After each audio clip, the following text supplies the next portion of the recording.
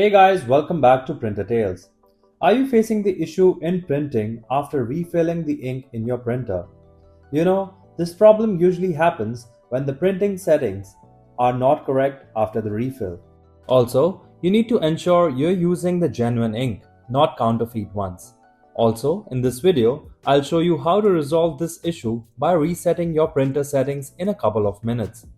However, if you need more help, then you can quickly connect to our printers expert by calling these numbers. Alright then, jump into the process now. Remove the ink cartridges from the printer. Press the power button and wait until the printer shuts down completely.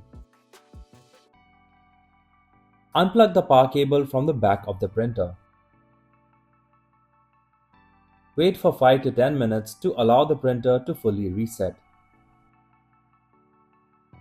Reconnect the power cable to the printer. Turn the printer back on to complete the reset process. If you like our content, give us a like. And if you want to learn more, subscribe to our channel.